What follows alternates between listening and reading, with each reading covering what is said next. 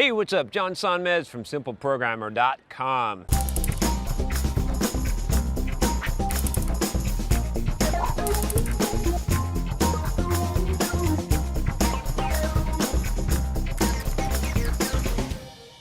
So I got this question. This is a funny one. Oh, so entertaining. Help with employee with a lack of soft skills. So yeah, so this will be fun. So this email says, "Hey John, first let me start by saying your book and blog have been the exact form of virtual mentorship I've been looking for, so thank you for that. If you're wondering what he's talking about my book, I do have a book called Soft Skills, a Software Developer's Life Manual. You can check it out here. I'm actually writing a new book, which you can check out on my blog, but definitely if you haven't gotten my first book, you should get that, especially if you're interested in soft skills. Or if you're interested in the topics on this YouTube channel. The question is regarding how to deal with employees who lack social/soft/people skills. I have an employee who is a good developer. He holds his own well on a technical level. He can code. He refuses to use polymorphism, but will dynamically cast like a mofo. Okay. But he can get projects done. The problem is on a social level. I'll just bullet point them. So 1, walking down the hall or in the morning, no salutation. Feels like a staring or stare down contest. 2, in meetings, refuses to sit at the conference table, sits in the back. In meetings, he basically faces his entire body in the opposite direction of the person speaking. No presentation to view, just completely ignores the room. 3, we hold a daily 10-minute sprint meeting. He's told me he feels this meeting is useless for him, so he'd rather skip it. 4, when asked about his status, he always replies, "I sent an email, right?" And then I think this is another, maybe it's 5 here. In meetings, he is very confrontational when we actually really need his input and push for answers. He's very expensive and has been with the company over 13 years, but the above list makes it hard to deal with him. Any advice? Thanks, Alberto. Okay, this is a tough one. Gosh, if he wasn't with the company for 13 years, I would just say fire him. And I know that sounds harsh, but these are, okay, and some people are gonna get upset and say, oh, he's on the autistic spectrum or whatever. You don't know that, I don't know that. I'm gonna tell you how to deal in a practical world where you still have to deal with it, right? And you know, we have to get business done, we have to get things done, and being a valuable part of the team is a valuable part of a company. So, like I said, if he wasn't with the company for 13 years, what I would tell you is this. If he was a new employee, I would say fire him, because this is something his mommy should have taught him. Like, you can't teach these, you can't train these things into a person, these kind of social skills. You can train them how to do a job, you can train them technically, but you can't train social skills and hard work. A work ethic, I'd say. Social skills and work ethic, you cannot train into an employee without a huge deal of effort. And even if you had that effort, they have to be complicit in it. They have to want to do this. I'm not saying that you can't learn soft skills. Obviously, I wrote a book on soft skills, and I think that they can be learned. But it has to be a self-initiated practice. Maybe you could give him a copy of my book and see if he's interested, and see if he's willing to take those steps. But, you know, it's like you can lead a horse to water, but you can't make him drink. You cannot push someone who doesn't want to grow, someone who doesn't want to develop themselves socially, or is not interested in personal development. It's not going to work. It's not going to happen, right? It just is not going to happen.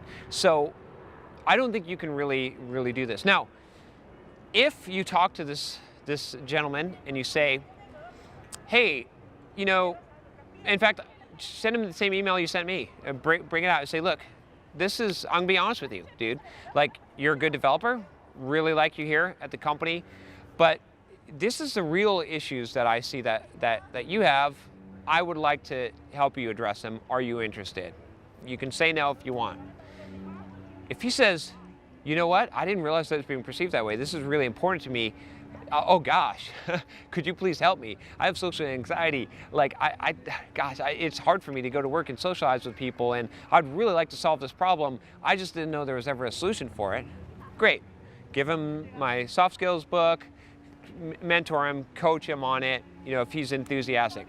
If he shows any resistance to it at all, if he says, yeah, are you gonna fire me if I don't work on this stuff or something like that? You got no hope. Then you just have to make a decision. Then you have to say, am I going to deal with this guy as he is, or am I going to let him go?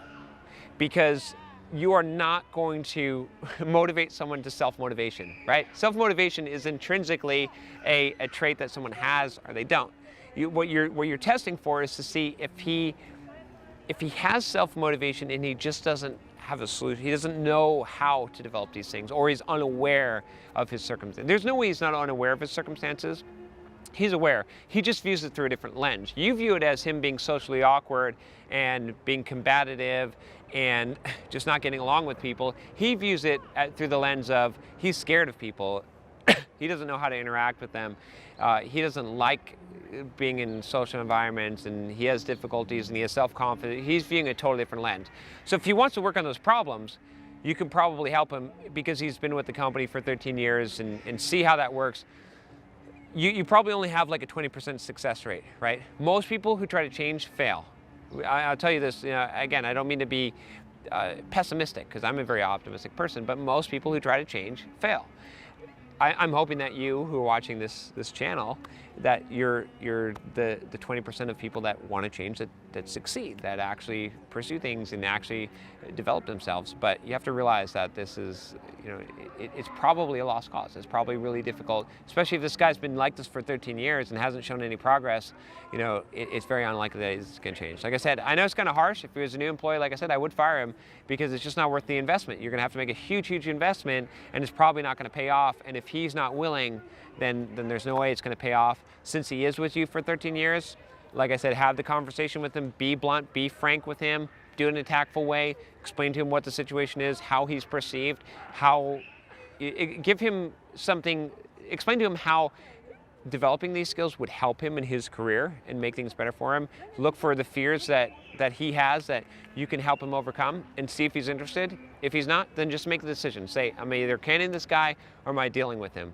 Because that's really your only choice at that point. So anyway, hope this helps you. And like I said, if you haven't gotten it already, check out my book, Soft Skills, Software Developer's Life Manual.